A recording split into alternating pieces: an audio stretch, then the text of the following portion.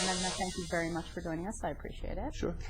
Let's talk budget. Obviously, we don't have one, but and that's a problem. And we just heard, as of yesterday, that layoffs could be starting to come down the pike. What is the latest on that? Well, I think before we talk about layoffs, and what I was trying to say yesterday is we have an early retirement plan that we're putting in place right now with the agencies. And that's our first attempt to get at the $250 million in workforce savings that we said we wanted to achieve in this budget.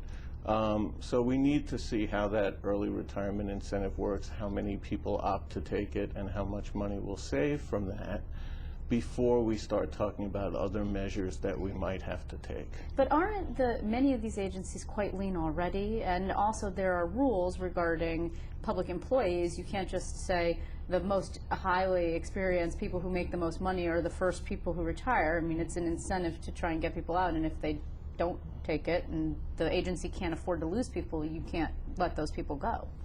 Well, it's true that health and safety workers, for example, we probably don't want a lot of those folks to be taking early retirement, and so the agencies will tell us, no, those folks are involved directly in health and safety.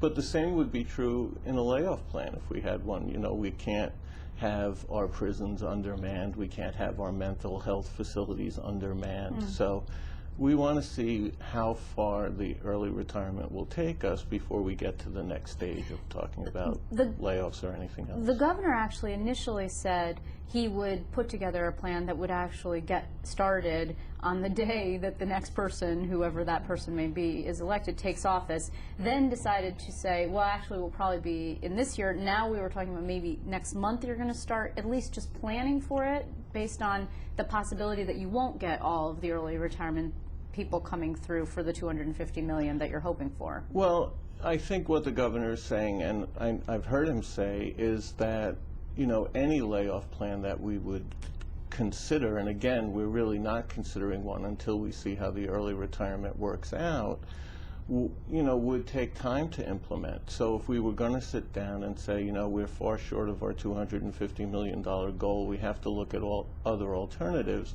we would have to start planning for that right away because it takes time. Even this early retirement plan takes a long time to put into effect.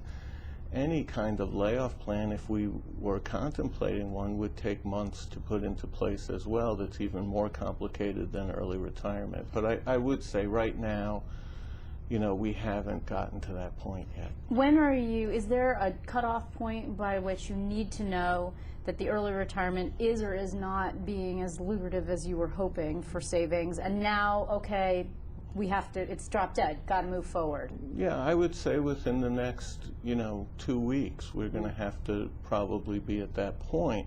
That doesn't necessarily mean that layoffs will be the answer. It may be that, you know, a more strict hiring freeze or taking attrition down even more severely than we have been might be able to help us to get to that savings amount. But we're optimistic about the early retirement plan in looking at just this morning what the agencies have been submitting.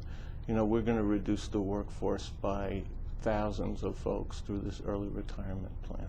Now, the FMAP money, this is the Medicaid money that we were expecting to get from Congress, just actually today, if I'm not mistaken, the Senate is poised to pass a unemployment bill extending unemployment benefits that does not include the FMAP money. $1.7 billion was expected for New York, $1 billion of which was supposed to come to the state budget, $700,000 to the city. How bad is it? Does it worsen the picture? Does it make the need for that $250 million worth of savings, before we even get to the question of the contingency plan, how much worse is it because that money is not coming in? Oh, it's as you say, it's losing $1 billion of a plan that was part of closing our $9.2 billion gap. So if we lose that $1 billion that we and 29 other states, you know, budgeted for, then we have to go out and find savings equivalent to that $1 billion, which is why the governor proposed the contingency option, which would set aside money in case Congress doesn't come forward with money. We would set aside small portions of money each month. We would wait till the end of the calendar year if FMAP was addressed, the Medicaid money was addressed by the feds. If it wasn't, we would use that money we were depositing in the fund, which would be cuts to other state programs. But the governor also wanted to have unilateral control over making these decisions. In fact, the control would rest in your office. The legislature isn't so hot for unilateral control on the executive side. They've proposed an FMAP, or rather the Senate has an FMAP bill, a standalone, as a contingency plan. And what's wrong with that? I mean, it is actually a hybrid. I don't know that anything, the one concern we have is not so much that we want to control the cuts, but that the cuts are real. We felt that in the Senate plan, it was pretty clear that the cuts would have to be sanctioned by the legislature at a later date. So it was nothing more, in our view, than coming back and doing a DRP again. There were no real cuts. There was no real extinguishing of liability.